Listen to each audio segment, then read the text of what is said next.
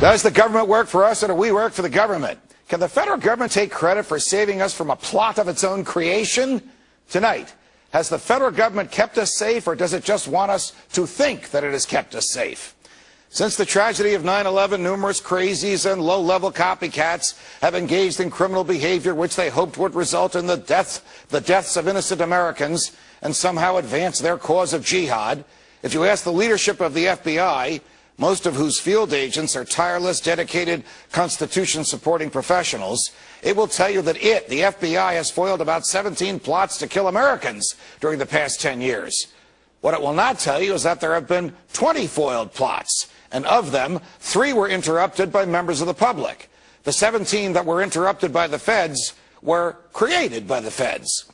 We all remember the 3 that were foiled by diligent Americans: the shoe bomber, the underwear bomber, and the Times Square bomber.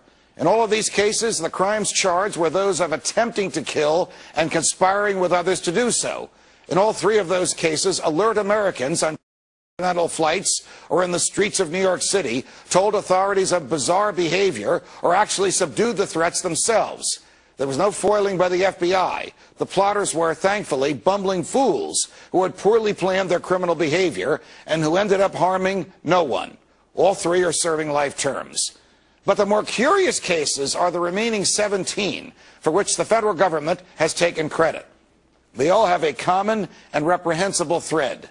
They were planned, plotted, controlled, and carried out by the federal government itself.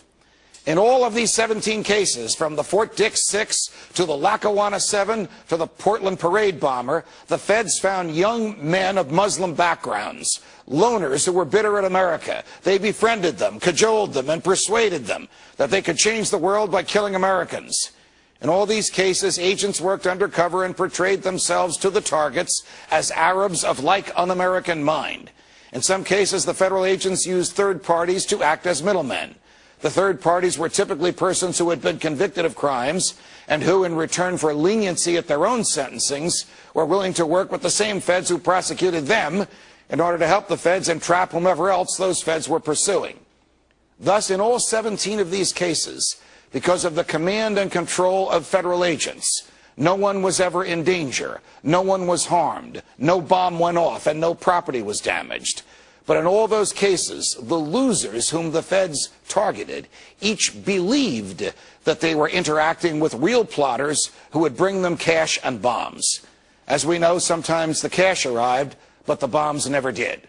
The defendants were essentially charged and convicted for playing a game with federal agents. The most recent of those government-generated plots was revealed yesterday. It has a new twist because it allegedly involves agents of the intelligence apparatus of the government of Iran. It, too, was destined to go nowhere, as the feds monitored and taped every move made by their target as he interacted with federal agents whom he stupidly believed to be drug dealers and co-conspirators. Today, the feds themselves revealed that high officials of Iran's government knew nothing of this. Of course, the neocons have demanded bombs on Tehran, no matter what the government there knew. And this plot came to light the day before Attorney General Holder himself was subpoenaed by Congress in the Fast and Furious case. You get the picture. Are any of these plots criminal? Can the government just pick and choose whom to seduce and then lower the boom at the right time and arrest its would-be Confederates? Is this a proper and efficient use of law enforcement resources? The answers to these questions are obvious, and they are not good. The courts have made this legal, so long as the target of these plots had a mental predisposition to cause harm. But none of this keeps us safe. All of this makes us less free, as any one of us can be entrapped. And we are fools if we praise the government for exposing a plot of its own creation and saving us from a danger that never existed. Can the government break the law in order to enforce it? Well, when it does, it becomes a law unto itself, and the rule of law dies as the feds decide whom to target and whom to trap. Think about it. Are we really safe in a false sense of security? Why do we pay the government to trick us into believing it is keeping us safe?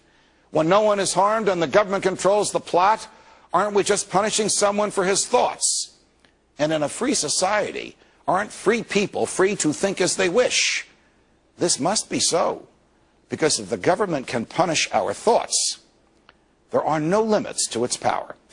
From New York, defending freedom every night of the week. So long, America.